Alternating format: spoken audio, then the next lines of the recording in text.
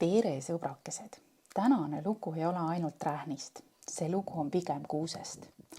Rähn on tark lind ja ma tahangi teile näidata, kui tark ta on. Vanal kuusel on hea meel, kui temast on abi paljudele loomadele ja lindudele. Kuusk on kõigi nende sõber. Kuuse üks sõber on orav, kes maiustab kuusekäbi seemnetega.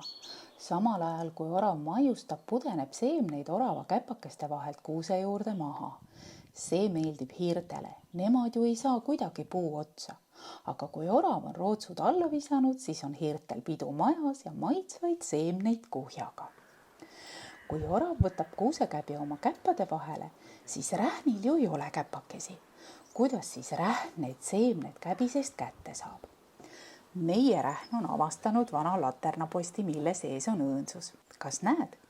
Seda õõnsust kasutabki ta abivahendina. Kirjurähn surub käbi prakku kinni, nii et see jääb talle sobivalt püsti seemnete kangutamiseks. Vaadake, vahepeal pöörab ta käbi ringi, et saaks ka teiselt poolt käbiseemned kätte.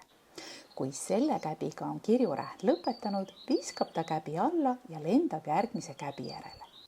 No ja loomulikult, kes sööb, see ka kakab. Kas sa panid tähele, kuidas kirjurähn oma kakalurtsu välja lasi?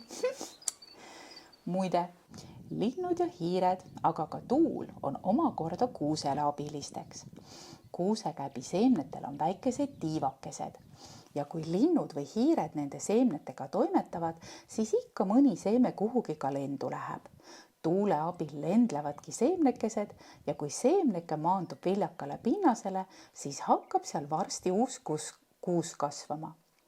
Kuusk on elupaigaks väga mitmetele lindudele.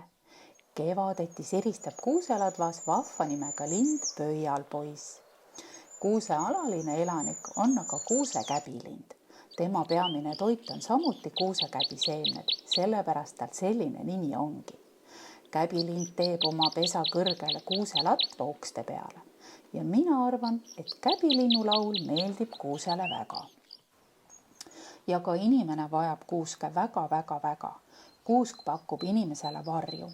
Kuusehekk kaitseb tuulte eest, noori kuusevõrseid saab süüa või teha nendest karastavat jooki. Ja loomulikult tuuakse kuusk jõuludeks tuppa, ehitakse imeliselt ja ehitud kuusk teeb meile kõigile rõõmu. Tänu kuusele nägime me sel korral eriti lähedalt kirjurähni toimetamist. See oli vahva avastusretk minule, usutavasti ka teile.